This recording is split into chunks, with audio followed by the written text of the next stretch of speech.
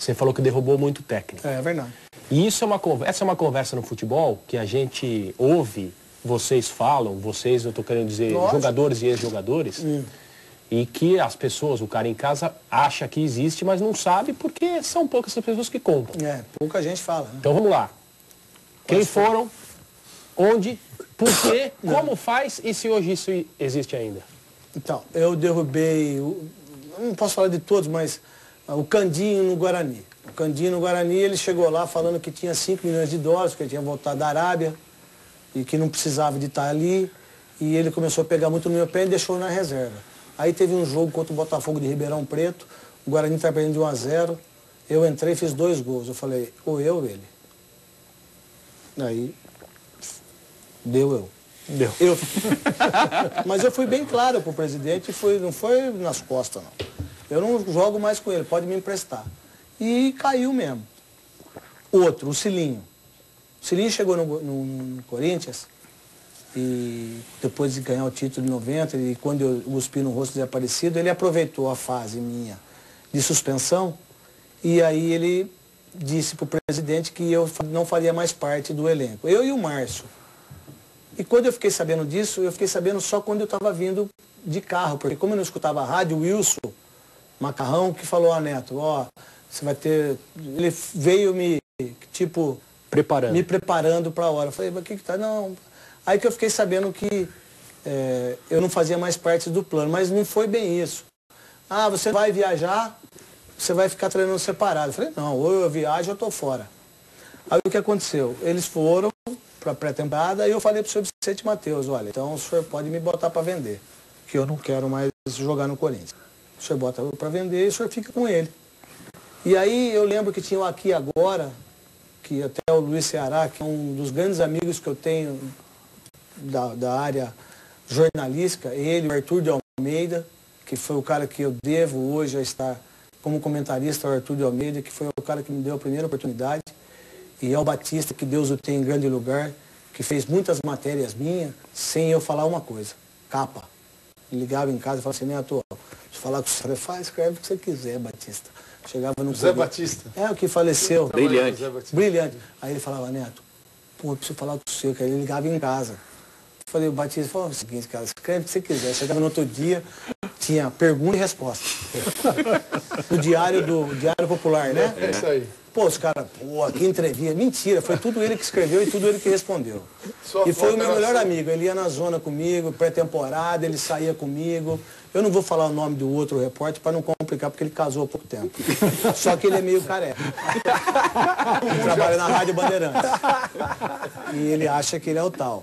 E ele saía comigo, cara. Mas eu não posso falar o nome dele. E ele é repórter dos bons. Aí, o que aconteceu? O Cilinho, eu cheguei pro Matheus, aí fez uma enquete, a torcida deu 75% contra 25% do Cilinho.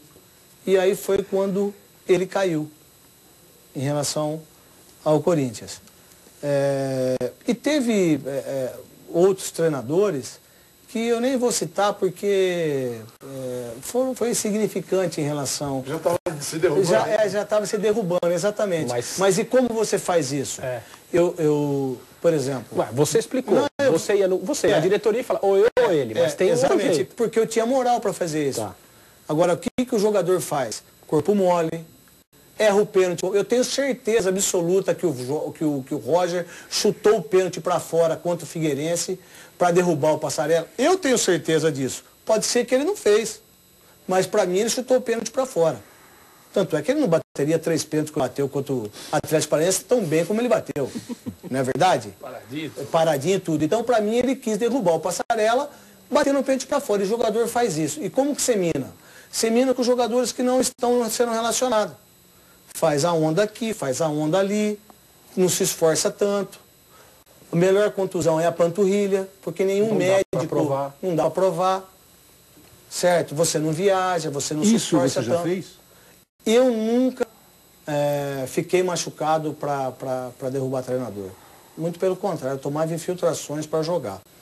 Eu nunca deixei de fazer gols para derrubar. Tanto é que se eu quisesse ter feito com o Candinho, por exemplo, eu não tinha feito os 2 gols. Muito pelo contrário. Eu falava, eu vou fazer os 2 gols e não quero ele.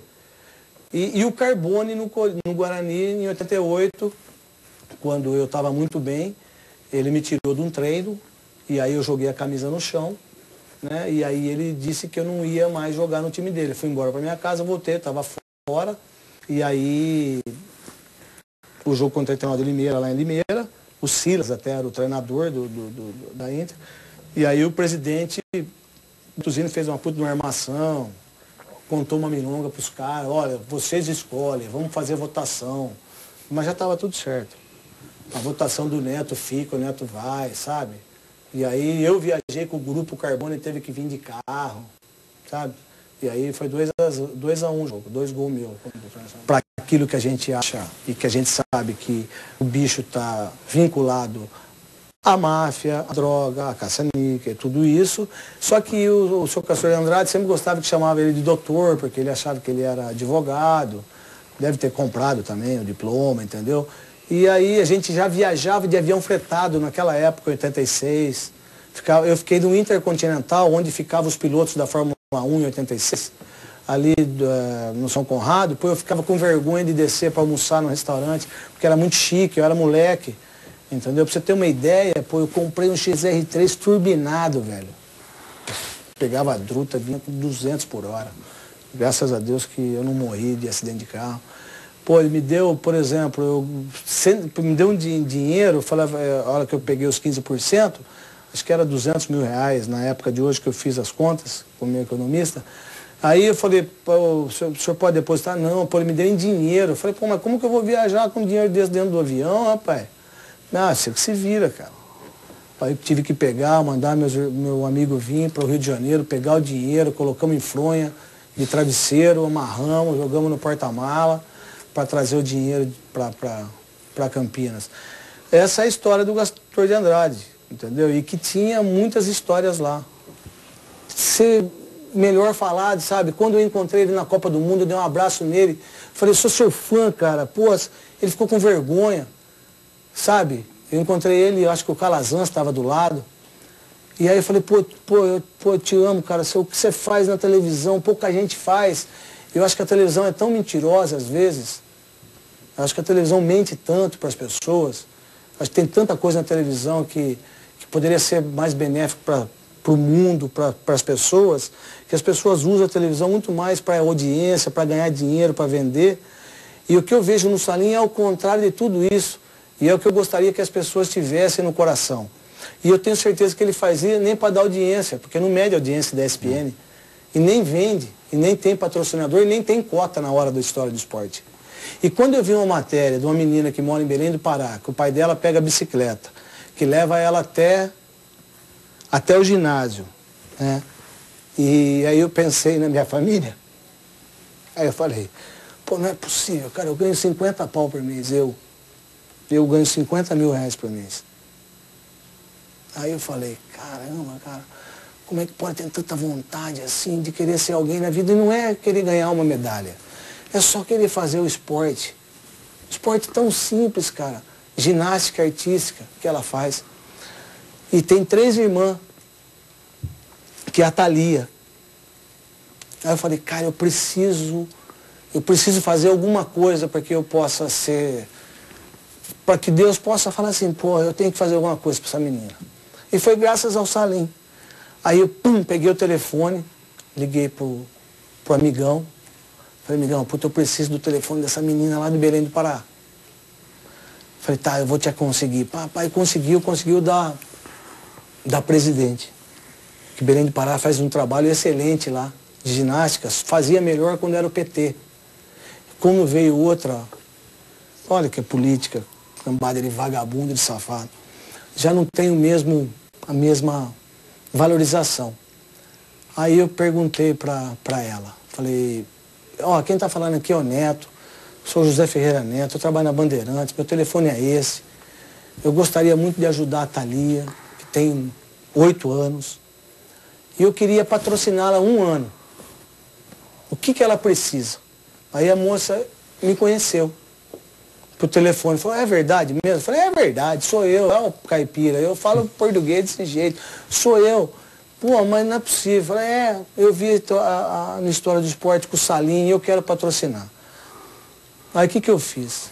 A partir desse dia, eu dou tudo que ela precisa para usar, toda a sapatilha, todo o colã. Aí eu fui entender um pouquinho mais de ginástica, que eu não sabia, a gente só via só nas Olimpíadas, né? Que é a Dayana, que é esse pessoal todo aí que fica famoso, que o Banco do Brasil patrocina, porque até eu patrocino, né? Na Rádio Globo. Eu sou apaixonado por vocês. Eu fico muito mais feliz por estar aqui do que vocês comigo. Obrigado, Neto, obrigado mesmo. Eu quero agradecer também ao nosso fã de esportes que encaminhou perguntas para o Neto. Você pode sempre participar no espn.com.br/bola da vez.